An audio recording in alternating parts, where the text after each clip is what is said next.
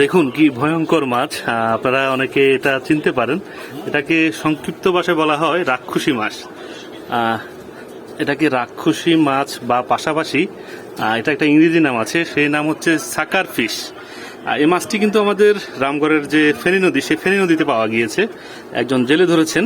এটার ওজন প্রায় বলা যায় আধা কেজির থেকে একটু কম হবে। তবে আপনাদেরকে এই মাছটি দেখানোর অর্থ হচ্ছে যে এটি সাকার ফিশ বা রাক্ষসে মাছ বলা হয়। এটি যদি পুকুরে অথবা ডোবা অথবা নদীতে যেখানে থাকে, এরা কিন্তু সব মাছ খেয়ে ফেলে। এটা কিন্তু খাওয়া যায় না। অদ্ভুত রকমের। আমি একটু আপনাদেরকে ঘুরিয়ে ঘুরিয়ে দেখানোর চেষ্টা করি।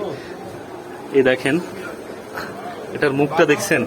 মুখটা দেখেন, পুরো মানুষের মতো। ভিতরে কিন্তু দাঁত আছে, ভয়ঙ্কর দাঁত। এই দেখেন, এটা নিয়ে উৎসুক জনতা সবাই ভিড় করছে, সবাই এটা দেখতে আসছে। আমি এখানে একটা দোকানে ছিল, সেখান থেকে আনছি আপনাদেরকে দেখানোর জন্য। আর একটু ভালো করে দেখানোর চেষ্টা করি।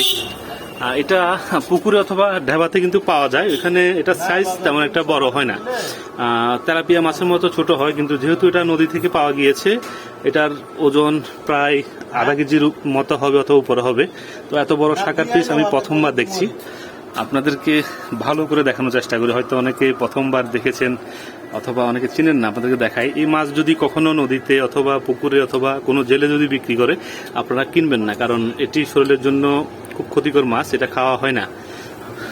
আর এটা কিন্তু পুকুরে অথবা ঢেবাতে যদি থাকে, আপনারা এই মাছটা মেরে ফেলবেন, কারণ এটার কারণে আপনার পুকুরে কোনো মাছ থাকবে না, সব মাছ খেয়ে সাবার করে ফেলবে।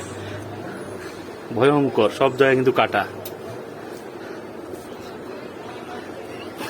যাই হোক, ভালো থাকুন।